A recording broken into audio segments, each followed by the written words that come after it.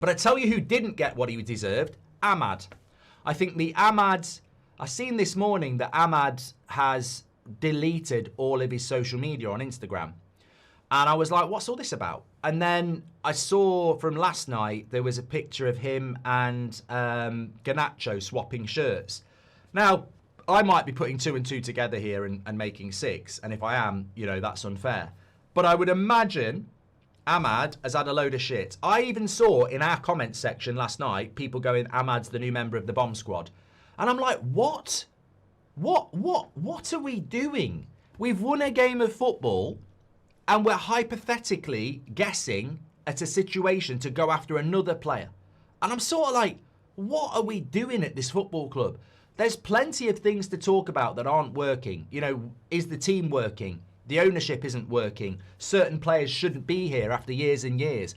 But Ahmad is one of the players that people were screaming free Ahmad when Ten Hag was here.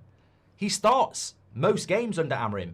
He played the full game yesterday and I would have took him off. He is a clear young talent that is part of the future of Manchester United. And here we go again.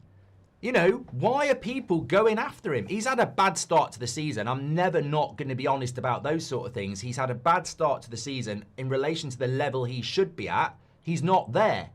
But member of the bomb squad, having to be, remove his Instagram. What the hell are we doing? This is where I say we are a factor in the negativity around the football club at times, because what are we actually doing? Yes, he's not had a good start to the season, but you're telling me he's not part of our future. You're telling me he's not one of the most talented players we've got. And now we've got a guy who likes to be active on social media, let's be honest. Maybe he's a little bit too active for the older people in the chat, myself included. But that's the way of the world. If he wants to post a picture with Garnacho swapping his shirt, what are we to do? It's his mate. They're from the same fucking agency.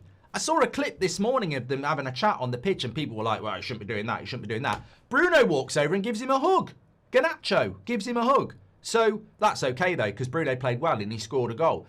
Ahmad played badly, so let's go in on him. Come on, it's ridiculous. You might disagree with it, but Garnacho's probably mates with most of the United first team. It's not the old days. He's not going to get clattered by Gary Neville or Roy Keane. That's not the world we live in now. It's not going to be see you out there, mate. You're going to get it. These people are mates with them. They're part of the same fucking agency. You can't go in on a player because they might be mates with Garnacho. That's the modern game.